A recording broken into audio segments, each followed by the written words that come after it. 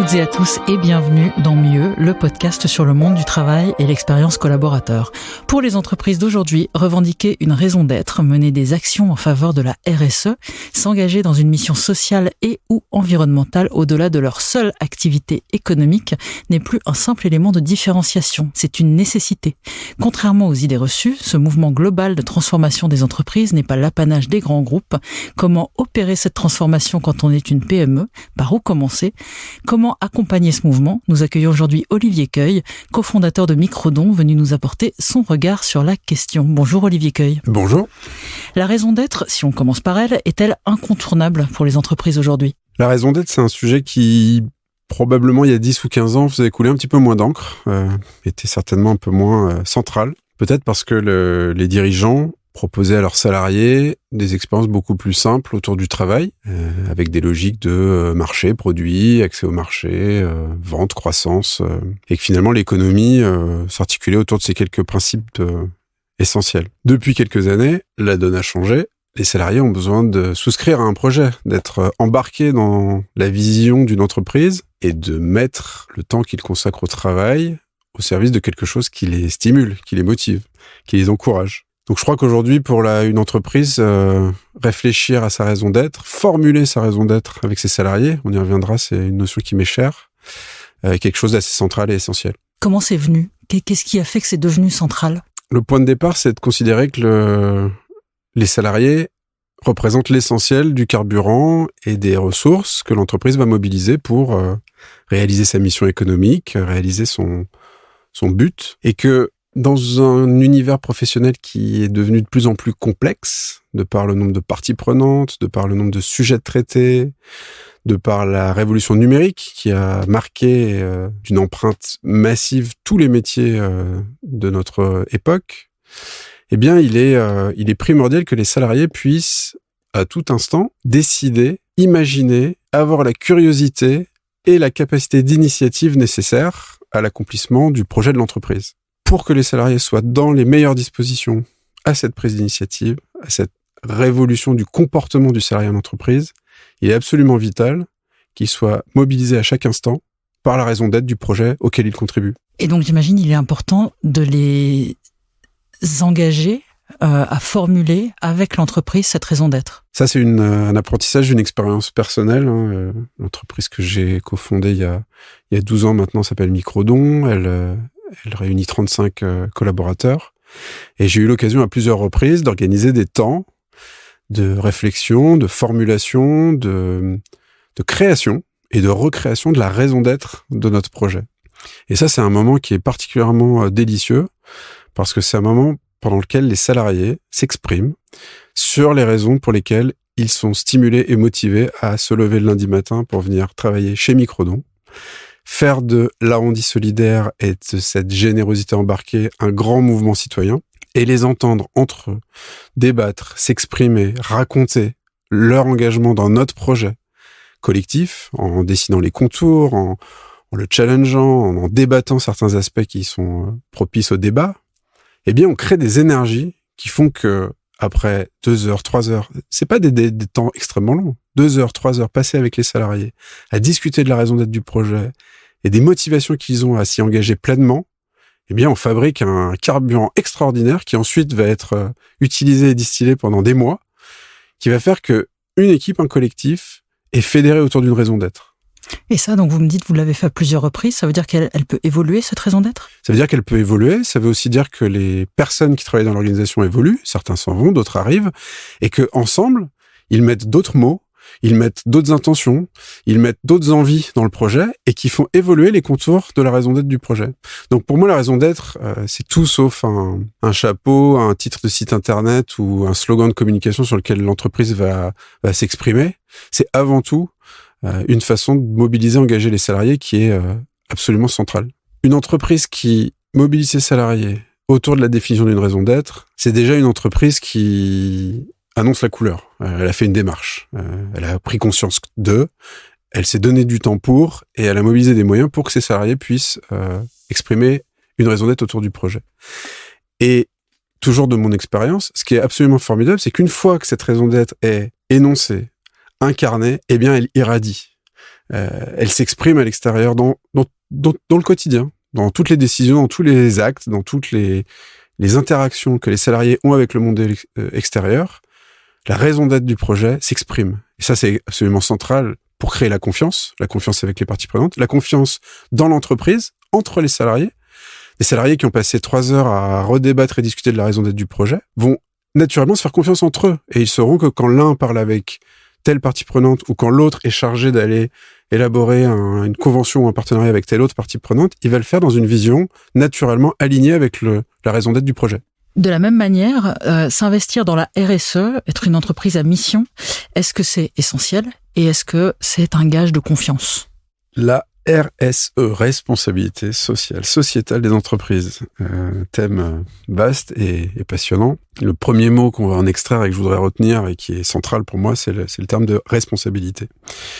Je crois que pendant des décennies, les sociétés se sont senties un peu dispensées de s'intéresser aux enjeux de la planète, de l'impact de la production de leurs services, tant dans l'approvisionnement que dans la conception de leurs produits ou le traitement de leurs déchets.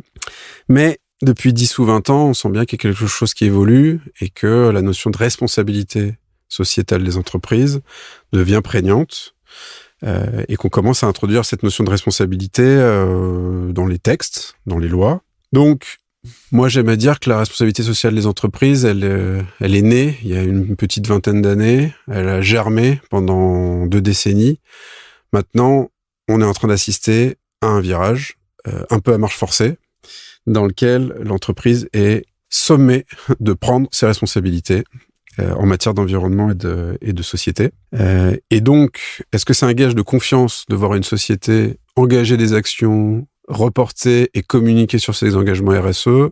Pas nécessairement, mais en tout cas, ceux qui ont commencé à s'y intéresser il y a 10 ou 20 ans et qui sont mûrs aujourd'hui pour rentrer dans une nouvelle ère qui va, je pense, dépoter un tout petit peu plus en termes de responsabilité sociale des entreprises, parce que ça va devenir absolument central, absolument stratégique, absolument vital pour les entreprises, quelles qu'elles soient, de remettre les enjeux de société et d'environnement au cœur de leur projet. Et s'agissant des entreprises à mission ? Le phénomène des entreprises à mission, il est un petit peu plus récent. Il est assez intéressant. C'est un pacte que l'État a voulu établir avec les entreprises.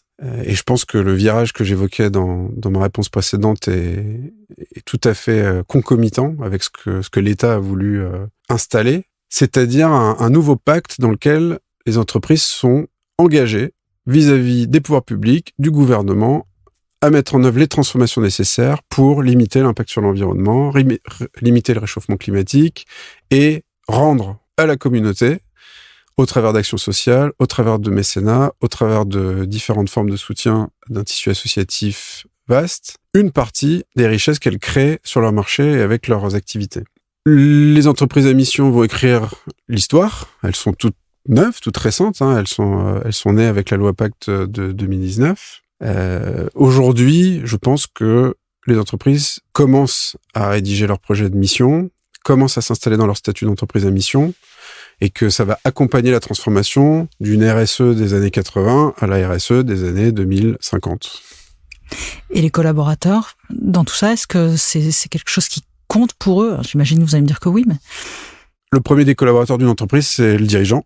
Et le dirigeant, il est légitimé par le cadre RSE et entreprise à mission. Et ça, c'est très important.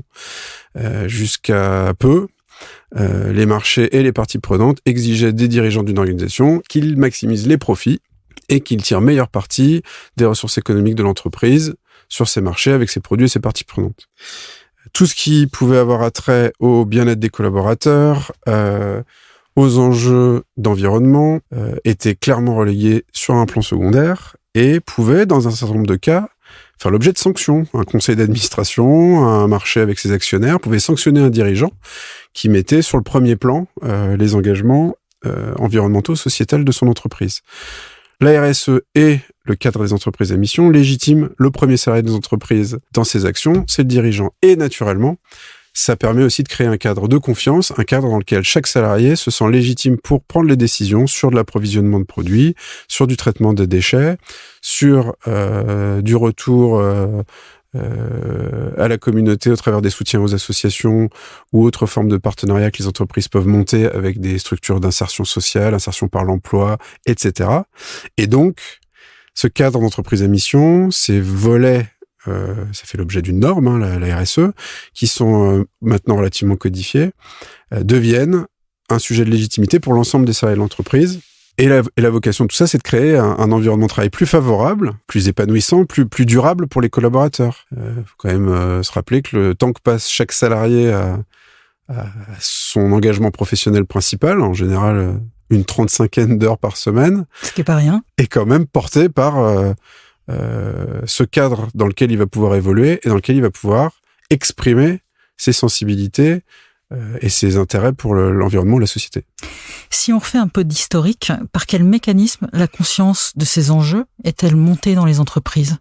Moi, j'ai envie de remettre ça dans un petit peu d'histoire. Bon, on va pas réouvrir le grand livre, mais déjà, si on regarde les 70 dernières années, il y a eu 30 ans d'hypercroissance. Les préoccupations sociales et le pacte entreprise-salarié n'étaient pas le même. On savait qu'on pouvait retrouver du boulot relativement facilement, qu'on pouvait accéder à l'emploi facilement. Je pense même que dans des décennies que j'ai pas connues, moi, on parlait de plein emploi, on parlait d'une relation au travail et aux entreprises qui était très différente d'aujourd'hui. Ce système-là, il est un petit peu grippé, il est un peu en panne. Donc à une époque où ces questions d'engagement d'environnement et de société ou de bien-être des salariés d'entreprise ou de responsabilité sociale des entreprises n'étaient pas vraiment centrales dans le projet de l'employeur, à quelques exceptions près, on va se souvenir de grands entrepreneurs français qui avaient déjà, en tant que visionnaires, imaginé des cadres d'épanouissement et de travail pour leurs salariés. Ils faisaient relativement figure d'exception à cette époque-là. En tout cas, aujourd'hui, c'est devenu la norme. L'employeur, l'entreprise, doit créer un contexte d'épanouissement pour ses salariés. Et les salariés, soit récompensent les comportements des employeurs vertueux, soit sanctionnent avec de la rotation, des départs, des désengagements. Il y a des rapports et des chiffres préoccupants qui sont parus il y a quelques années sur le taux d'engagement des salariés dans les projets de leurs entreprises, qui était incroyablement bas. Je fais référence à une enquête de Gallup, je crois, sur le sujet. Et le contrat que l'entreprise passait avec l'employé il y a encore quelques décennies n'est plus vrai. L'entreprise n'est plus un vecteur de surclassement social. Les trajectoires d'évolution de rémunération depuis quelques années sont en panne. Les horizons commencent à être bouchés, quelles que soient les industries, les perspectives de croissance des modèles économiques, de croissance des parts de marché. On est un tout petit pays dans un grand globe mondialisé et on sent bien que c'est difficile de tirer notre épingle du jeu. Donc, naturellement, la conscience des enjeux de société et notamment des enjeux d'épanouissement, de bien-être et de co-création avec les salariés d'un projet d'entreprise à impact positif est devenue absolument centrale dans les années 2000-2020. Dans ce contexte, les dirigeants des entreprises doivent rassurer les investisseurs futurs, leur marché, motiver les équipes, les repositionner, questionner le discours. Et c'est quand même l'outil le plus puissant dont ils disposent aujourd'hui, c'est quand même ces grands enjeux environnementaux, ces grands enjeux de société. Chez Microdon, on vit depuis 12 ans avec un projet à fort impact. Notre raison d'être, c'est de mobiliser le plus grand nombre avec des actes volontaires citoyens indolores quotidiens. Donc c'est ces centimes que vous donnez à la caisse des magasins lorsque vous réglez vos achats sur la base du volontariat. Et Microdon, c'est 35 collaborateurs aujourd'hui. Mais c'est aussi 250 entreprises. Les 40 enseignes de distribution dans lesquelles les arrondis solidaires sont proposés, ou les 200 employeurs qui proposent à leurs salariés de faire des microdons sur leur bulletin de salaire, sont eux-mêmes des grandes entreprises françaises qui sont mobilisées autour de l'arrondi solidaire, mais qui nous donnent surtout, à nous, Microdon, un point de vue assez unique et assez fascinant sur leurs pratiques en termes de RSE. Et c'est quoi justement leurs pratiques ? Vous qui êtes un observateur, du coup, averti et privilégié.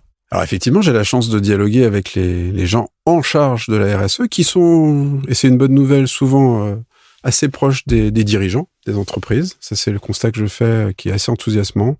Depuis quelques années, les dirigeants des entreprises ont nommé dans leurs organisations des personnes en charge de suivre l'agenda de la RSE de l'entreprise, mais ont embarqué tous leurs managers, tous les directeurs dans ces projets de transformation RSE. C'est assez intéressant de les observer du point de vue de Microdon, parce que Microdon, c'est une toute petite corde à l'arc de la RSE des entreprises. C'est une façon d'engager leurs clients en magasin en leur permettant de donner leurs centimes. C'est une façon d'engager leurs salariés en leur permettant de donner du temps ou quelques euros à partir de leur bulletin de salaire. Mais c'est surtout un dialogue qu'on nourrit avec les responsables RSE des entreprises qui, année après année, depuis une dizaine d'années, c'est de là qu'on peut observer l'évolution des pratiques RSE, accélère, affine les projets, travaille sur l'amélioration et l'augmentation des budgets consacrés au sujet des RSE.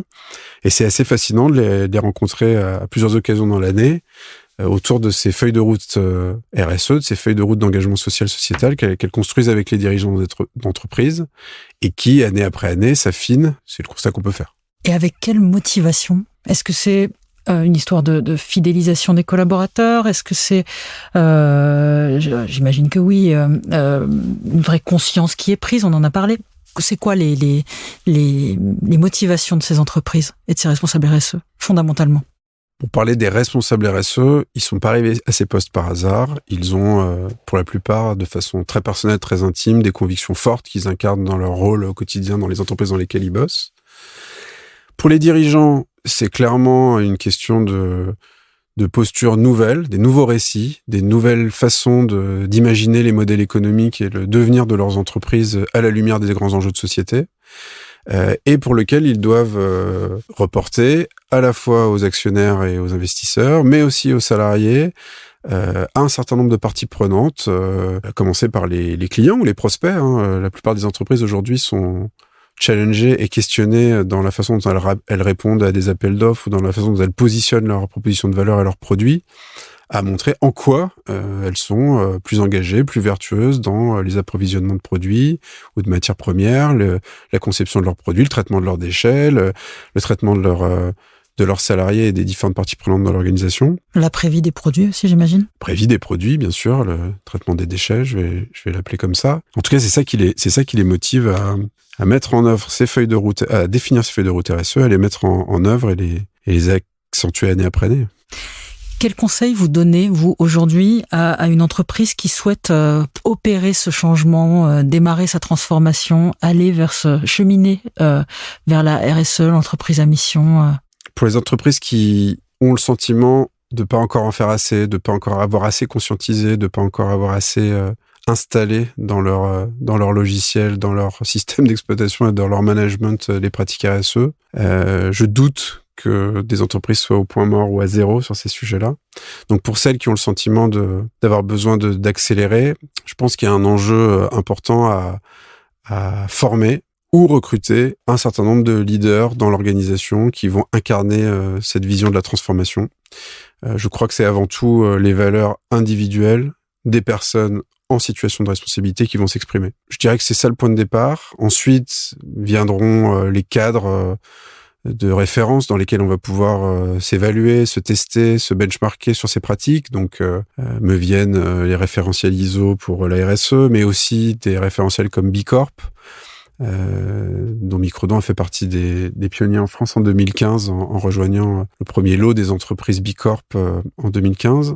Est-ce qu'on peut rappeler rapidement ce que c'est, B Corp ? Le référentiel B Corp est un questionnaire, un référentiel qui permet de se tester sur un certain nombre de piliers que peut être l'approvisionnement, la conception des produits, le traitement de ses parties prenantes, la gouvernance de l'organisation, les pratiques RH. Donc tous ces volets qui constituent les volets du label B Corp vont permettre à une entreprise de s'évaluer en justifiant les réponses apportées à environ 200 questions pour sortir avec un score. Et ce score va permettre de déterminer si l'organisation peut être labellisée B Corp et le cas échéant rejoindre une communauté d'entreprises. Je pense qu'on doit atteindre une centaine, peut-être plus d'une centaine d'organisations B Corp en France en 2021. Et ces organisations vont faire masse autour d'un label pour encourager un plus grand nombre d'entreprises à les rejoindre, recruter ou former, se challenger, labelliser, et puis ensuite faire du projet RSE de l'entreprise un projet de tous les salariés, en les engageant sur la voie de la définition d'une raison d'être, d'une mission, en les encourageant et en reconnaissant les pratiques vertueuses. Il y a un cadre de confiance et d'exercice des métiers qui s'installe dans un contexte RSE qui ne sera adopté et amplifié par les salariés qu'à condition qu'il résonne dans tous les messages de décision, de communication de l'entreprise. Alors justement, j'allais vous demander comment on fait parce que on met en place des choses, vous l'avez dit, vous avez donné la marche à suivre.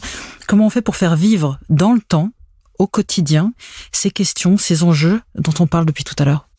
Alors moi, je crois que c'est assez intéressant, lorsque la RSE s'est installée dans l'entreprise, d'accueillir le débat de société, le dialogue social dans l'entreprise. Tout simplement parce qu'une fois les salariés en situation d'exprimer leurs sensibilités, leurs attentes, et donc de mettre dans l'entreprise une part d'eux qui est une part sensible aux enjeux de la société, eh bien, je crois que pour faire vivre la RSE dans la durée, il faut encourager la discussion, le débat, remobiliser les collaborateurs périodiquement autour de la raison d'être, encourager les salariés à s'exprimer sur ce qui fait sens pour eux, ce qui donne naissance à de l'énergie, de la capacité à agir en plus grande quantité. Et ça, je crois que ça se passe dans le dialogue. Si je prends un exemple chez Microdon, de façon assez basique, un collaborateur de l'organisation organise chaque mois une rencontre avec une structure de l'économie sociale et solidaire à laquelle on se rattache. Et donc, c'est une façon de dialoguer, d'entendre un point de vue différent, une aventure parfois similaire, mais surtout complémentaire avec ses particularités, sur lesquelles les uns les autres peuvent se questionner et voir si les pratiques observées chez des cousins de l'économie sociale et solidaire rejoignent les pratiques ou les dépassent ou les inspirent naturellement. Et est-ce qu'on peut faire autre chose encore Je crois que d'une manière générale, il faut accueillir une nouvelle forme de sobriété. On pourra difficilement, sur les 20 ou 50 prochaines années, viser les mêmes cycles et les mêmes perspectives de croissance et de développement. Notre monde économique a quand même vocation à se stabiliser et vivre avec une mission, une raison d'être. Et la RSE, c'est accepter de changer d'échelle dans ses attentes. Je répète le terme. Je crois que les entreprises à mission et la RSE va s'installer dans un contexte de sobriété économique qui me semble faire partie de la nouvelle équation économique. Merci Olivier Cueil. Merci. Cet épisode de Mieux, le podcast sur le monde du travail et l'expérience collaborateur, touche à sa fin. Je remercie chaleureusement Olivier Cueil, cofondateur de Microdon, pour cet échange. Pour ne passer à côté d'aucun épisode, je vous invite à vous abonner au podcast Mieux sur votre plateforme d'écoute de podcast préférée, Apple Podcast, Deezer, Spotify, Pocket Cast, Podcast Addict. À très bientôt.